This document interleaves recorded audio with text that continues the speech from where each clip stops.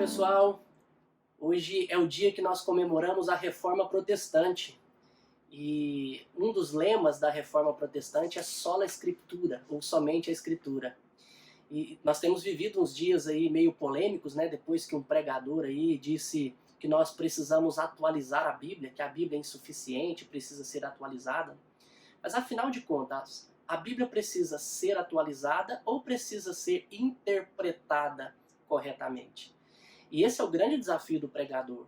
Não é simplesmente atualizar o texto bíblico ou contextualizar o texto bíblico. Pelo contrário, porque muitos tentam fazer isso, atualizar ou contextualizar, e acabam deixando de ser fiéis à Escritura. Nós precisamos ser fiéis à Escritura. E quando nós somos fiéis à Escritura, à interpretação correta, com certeza a Bíblia será atual para os nossos dias, sem deixar de ser fiel. Esse é o grande desafio. E para a gente ser fiel, como pregadores, nós aprendemos que precisamos levar em consideração, eu trouxe aqui para vocês verem, 4 elementos. O texto bíblico, as pessoas para os quais o texto foi escrito, Cristo Jesus e nós. Por quê? Todos esses elementos estão envolvidos. E o grande desafio do pregador é trazer o texto bíblico até nós. Só que, para isso, ele precisa fazer o caminho correto. Então, primeiramente, o pregador precisa entender o texto bíblico à luz do que eles compreenderam. Isso nós chamamos de exegese. Exegese.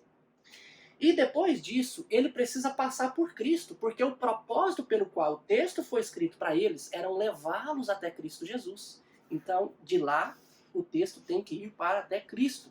Nós chamamos isso de reflexão. Reflexão teológica. E só então, depois disso, é que o texto bíblico, depois de passar por eles e Cristo, é que vem até nós. Esse é o caminho correto para a fidelidade das Escrituras, sem que ela seja desatualizada ou que ela não faça sentido para nós. E qualquer tentativa de criar um atalho para isso daqui, gente, é que vai cair em erros. Por exemplo, se alguém quiser pegar o texto bíblico, passar por eles, mas ligar diretamente a nós, ele cai no erro do literalismo. Isso daqui está errado. Não é assim que funciona. Se as pessoas pegarem o texto bíblico, deixa eu pegar aqui. Se as pessoas pegarem o texto bíblico e forem diretamente até Cristo Jesus, sem passar por eles espiritualizam o texto e o texto perde todo o sentido.